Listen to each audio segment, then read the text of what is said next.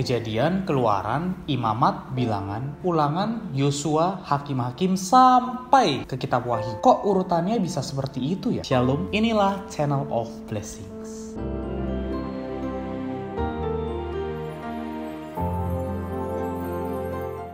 Pasti kita tidak asing dengan sebuah buku yang bernama Alkitab. Alkitab itu adalah firman Allah. Dari Kejadian sampai Wahyu, mungkin timbul satu pertanyaan di dalam kita. Ketika kita melihat susunan dari Alkitab, kok bisa ya tulisan ini dijadikan satu kitab di dalam Alkitab, sedangkan tulisan yang lain tidak? Sebagai contoh, di dalam Kolose pasal 4 ayat 16 dikatakan, dan bila mana surat ini, atau surat Kolose, telah dibacakan di antara kamu, usahakanlah juga supaya dibacakan juga di jemaat Laodikia, dan supaya surat yang untuk Laodikia dibacakan juga kepadamu. Kalau dari ayat ini berarti ada sebuah tulisan Rasul Paulus untuk jemaat di Laodikia. Kenapa surat ini tidak dijadikan kitab Laodikia? Nah, saudara-saudari, sebelum kita membahas mengenai urutan Alkitab, kita perlu tahu terlebih dahulu. Di dalam 2 Timotius pasal 3 ayat 16 dikatakan, segala tulisan yang diilhamkan Allah memang bermanfaat untuk mengajar, untuk menyatakan kesalahan, untuk memperbaiki kelakuan, dan untuk mendidik orang dalam kebenaran. Saudara-saudari, segala tulisan yang diilhamkan Allah atau yang kita kenal sebagai Alkitab atau firman Allah itu memiliki 4 manfaat, yaitu untuk mengajar, menyatakan kesalahan, memperbaiki kelakuan, dan untuk mendidik orang dalam kebenaran. Saudara-saudari, di sini dikatakan tulisan di dalam Alkitab itu diilhamkan oleh Allah, atau dalam bahasa Inggrisnya itu dikatakan God breathed, atau dihembuskan Allah, diinspirasi langsung oleh Allah. Saudara-saudari, meskipun kitab-kitab di dalam Alkitab ditulis oleh manusia, tetapi saudara-saudari, perkataan itu dihembuskan, diinspirasi, diilhamkan langsung oleh Allah. Saudara-saudari, sangat luar biasa Alkitab itu. Maka kita tahu bahwa kitab Kejadian itu ditulis oleh Musa. Di dalam kitab Kejadian itu ada kisah mengenai penciptaan, ada kisah mengenai Adam dan Hawa, ada kisah mengenai Abraham, yang mana pada saat itu Musa belum lahir. Bagaimana dia tahu kisah mengenai penciptaan, mengenai Adam dan Hawa, mengenai Abraham? Tidak lain tidak bukan adalah Musa diberitahu langsung, diilhamkan oleh Allah, sehingga Musa menulis Alkitab. Saudara-saudari, di dalam seluruh Alkitab kita juga melihat bahwa ada lebih dari 40 penulis yang berbeda di dalam seluruh Alkitab dari Kejadian sampai Wahyu. Tetapi kita melihat bahwa penulisan kitab ini begitu terstruktur, begitu tersusun dengan rapi, alurnya ada dan jelas apabila kita melihat secara detail, dan semuanya membicarakan mengenai Allah, membicarakan mengenai Tuhan Yesus. Saudara-saudari, inilah Alkitab. Sehingga dengan demikian kita dapat mengetahui bahwa Alkitab memang benar-benar berasal dari Allah. Sekarang yang menjadi pertanyaan adalah, bagaimana mungkin orang menyusun beberapa karya sastra atau beberapa tulisan-tulisan? Kan dahulu kita tahu bahwa Alkitab ini tidak berbentuk buku yang turun dari surga. Alkitab ini adalah tulisan-tulisan dari orang-orang yang diutus oleh Allah itu, seperti Musa, Yosua, Daud, Salomo, Matius, Markus, Lukas, Yohanes, Rasul Paulus, Rasul Petrus. Mereka semua menulis surat-surat itu, menulis kitab-kitab dalam Alkitab, dan disusun oleh orang, disusun oleh gereja sebagai kanon Alkitab. Berbicara sedikit mengenai kanon dari Alkitab ini. Kanon berasal dari kata Yunani atau kanon, yang berarti sebuah tongkat, suatu pengukur, suatu standar, atau suatu otoritas. Kata kanon seperti yang diterapkan pada kitab-kitab Alkitab menunjukkan bahwa kitab-kitab itu secara jelas dibedakan dan ditandai dari semua karya sastra sebagai yang berasal dari Allah dan memiliki otoritas ilahi. Nah, sekarang bagaimana sebuah kitab itu dimasukkan ke dalam kanon Alkitab ini? Di dalam Perjanjian Lama, kecuali kitab Nehemia dan Maleakhi yang pada saat itu belum ditulis, kitab Perjanjian Lama itu dikumpulkan oleh Ezra kira-kira pada tahun 457 Masehi sebagai kitab suci kanonika. Kemudian pada tahun 410 Masehi, The Great Synagogue yang tugas utamanya mengumpulkan, memilih, dan menyimpan semua naskah yang menyusun kitab suci Ibrani. Pada saat itu mereka mengakui semua kitab dalam Perjanjian Lama sebagai kitab suci kanonikal. Menurut kaum cendekiawan, beberapa syarat sebuah kitab dijadikan kanon dalam Perjanjian Lama. Pertama, kitab itu ditulis melalui inspirasi dari Allah oleh seorang nabi atau yang memiliki otoritas ilahi. Yang kedua, kitab tersebut tidak berisi kontradiksi atau tidak bertentangan. Dan yang ketiga, kitab itu diterima oleh orang-orang Yahudi sebagai kitab yang berotoritas. Bagi orang-orang Kristen, Perjanjian Lama juga dikenal oleh fakta bahwa kitab-kitab dalam Perjanjian Lama itu dikenal oleh Kristus dan para rasul di dalam Perjanjian Baru. Karena terdapat sekitar 274 kutipan dari Perjanjian Lama yang kita kenal di dalam Perjanjian Baru. Saudara-saudari, jika dihitung secara tepat, dari 260 pasal di dalam Perjanjian Baru, 209 pasal diantaranya memiliki referensi ke perjanjian lama dan hanya 51 pasal yang tidak memiliki referensi. Dengan demikian, saudara-saudari, kita bisa menyimpulkan bahwa memang perjanjian lama dan perjanjian baru itu membentuk satu benang merah. Tidak ada satu referensi pun di dalam perjanjian baru yang bertentangan dengan perjanjian lama atau melemahkan otoritas. Semua menerima otoritasnya dan sifat ilahinya secara penuh. Saudara-saudari, luar biasa nggak Alkitab kita? Sekarang kita lihat di dalam perjanjian baru. Memang gereja bermula itu tidak memiliki kriteria khusus yang secara resmi memutuskan kitab-kitab mana saja dimasukkan di dalam kanon perjanjian baru. Akan tetapi menurut cendekiawan ada 3 syarat. Yang pertama, kitab itu harus ditulis melalui inspirasi Allah oleh seorang rasul atau oleh seorang rekan sekerja yang dekat dengan rasul. Dan yang kedua, kitab tersebut harus dengan pengajaran-pengajaran Kristen. Dan yang ketiga, kitab tersebut harus digunakan secara luas di dalam gereja-gereja dan dianggap sebagai otoritas. Sehingga akhirnya pada tahun 397 Masehi, pada konsili Carthage, pada saat itulah seluruh Alkitab perjanjian baru, yaitu 27 kitab dari Matius sampai Wahyu, itu diakui oleh gereja-gereja. Sehingga pada saat itulah, mulai tahun 397 Masehi itu, seluruh Alkitab dari perjanjian lama sampai perjanjian baru diakui oleh gereja-gereja. Saudara-saudari, dari hal ini kita bisa melihat bahwa Alkitab yang kita kenal saat ini adalah benar-benar diilhamkan, diinspirasi oleh Allah. Bahkan dalam penyusunannya pun semuanya tidak lepas dari kedaulatan Allah. Mungkin saudara-saudari ada yang mungkin sebagai orang Kristen kita sering bertanya-tanya, kok ada kitab yang gak dimasukkan? Seperti kita tahu ada Injil Barnabas, seperti kita juga tahu ada surat untuk jemaat di Laodikia yang tulis Rasul Paulus loh. Nah, kenapa tidak menjadi bagian dari Alkitab? Saudara-saudari, kalau Anda bertanya kepada saya, jujur saya juga tidak pernah membaca Injil Barnabas, saya tidak pernah membaca surat Laodikia. Jadi saudara-saudari kalau misalkan punya salinannya, boleh deh saudara-saudari coba kirimkan ke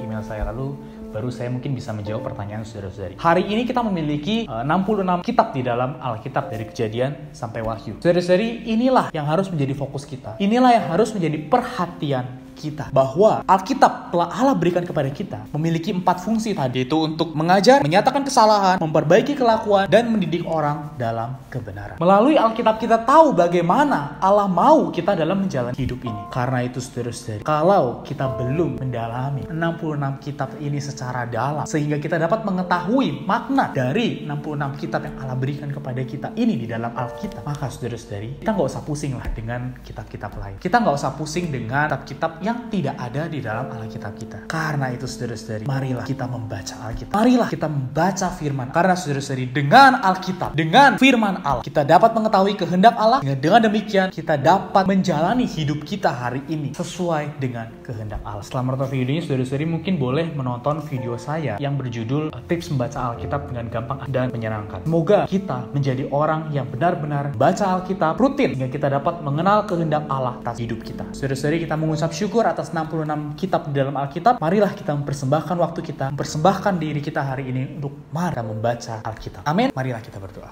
Tuhan Yesus, terima kasih Tuhan atas Alkitab. Terima kasih atas firman-Mu yang dapat aku nikmati hari ini. Ku persembahkan waktuku kepadamu. Ku persembahkan diriku sekali lagi untuk bisa rutin membaca Alkitab, sehingga aku dapat mengenal kehendak-Mu melalui firman. Terima kasih Tuhan. Dalam nama Tuhan Yesus, ku berdoa dan mengucap syukur. Amin. Saudara-saudari, terima kasih telah menonton video ini sampai habis. Jangan lupa like, comment, dan subscribe ke channel of Blessing, serta share video ini ke teman-teman, keluarga, dan kerabat Anda semua, supaya semua orang yang Anda kenal dapat mengetahui sejarah ini dan lebih mengapresiasi Alkitab yang kita punya hari ini. Amin. Tuhan Yesus memberkati.